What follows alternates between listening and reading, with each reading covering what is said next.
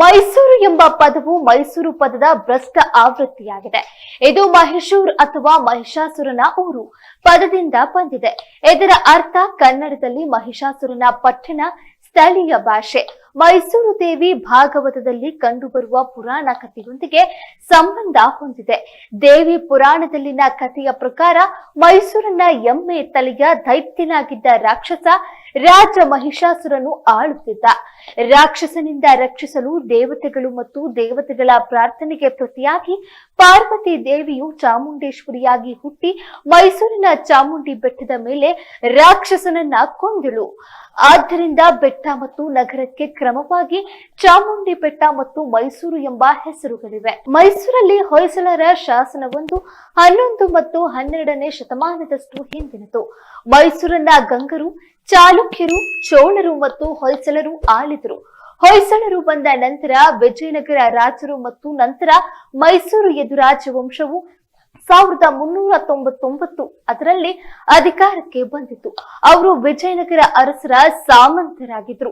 ಈ ರಾಜವಂಶವು ಮೈಸೂರಿನ ದೇವಾಲಯ ನಿರ್ಮಾಣಕ್ಕೂ ಕೊಡುಗೆ ನೀಡಿದೆ. ಮೈಸೂರಿನ ರಾಜನಾದ ಬೆಟ್ಟದ ಚಾಮರಾಜ ಒಡೆಯರ್ ಮೈಸೂರಿನ ಕೋಟೆಯನ್ನ ಪುನರ್ ನಿರ್ಮಿಸಿ ತನ್ನ ಪ್ರಧಾನ ಕಚೇರಿಯನ್ನ ಮಾಡಿದನು ಮತ್ತು ನಗರವನ್ನ ಮಹಿಷೂರ ನಗರ ಎಂದರೆ ಮಹಿಷೂರ ನಗರ ಎಂದು ಕರೆದನು. 17ನೇ ಶತಮಾನದಲ್ಲಿ ಮಾಡಿದ ಅನೇಕ ಶಾಸನಗಳು ಮತ್ತು ನಂತರ ಮೈಸೂರನ್ನ ಮಹಿಷೂರು ಎಂದು ಉಲ್ಲೇಖಿಸಲಾಗಿದೆ. ಕೃಷ್ಣರಾಜ ಒಡೆಯರ್ 3ರ ಆಳ್ವಿಕೆಯಲ್ಲಿ ಮೈಸೂರು ಪಟ್ಟಣವು ವಿಸ್ತರಿಸಿತು ಮತ್ತು ಕೋಟೆಯ ಗೋಡೆಗಳ ಆಚೆಗೆ ಸ್ಥಳಾಂತರಗೊಂಡಿತು. ಕೃಷ್ಣರಾಜ ಒಡೆಯರ್ 4ನೇ ಅತ್ಯುತ್ತಮ ಯೋಜನೆಯೊಂದಿಗೆ ಮೈಸೂರನ್ನ ಸುಂದರ ನಗರವಾಗಿ ಅಭಿವೃದ್ಧಿಪಡಿಸಿದರು. ಅವರ ಆಳ್ವಿಕೆಯಲ್ಲಿ ಮೈಸೂರು ತನ್ನ ವಿಶಾಲವಾದ ರಸ್ತೆಗಳು, ಭವ್ಯವಾದ ಕಟ್ಟಡ ಮತ್ತು ಸೊಗಸಾದ ಉದ್ಯಾನವನಗಳಿಗೆ ಪ್ರಸಿದ್ಧವಾಯಿತು.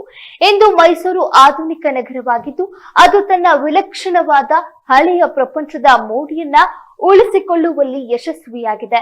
ಇಂದು ಮೈಸೂರು ತನ್ನ ಶ್ರೀಗಂಧದ ಮರ ಮತ್ತು ರೋಸ್ವುಡ್ ಕಲಾಕೃತಿಗಳು, ಕಲ್ಲಿನ ಶಿಲ್ಪಗಳು, ಧೂಪ ದ್ರವ್ಯದ ಕಡ್ಡಿಗಳು, ದಂತದ ಕೆತ್ತಿದ ಕೆಲಸ ಮತ್ತು ಅದರ ಸೊಗಸಾದ ರೇಷ್ಮೆ ಸೀರೆಗಳಿಗೆ ವಿಶ್ವದಲ್ಲೇ ಪ್ರಸಿದ್ಧವಾಗಿದೆ.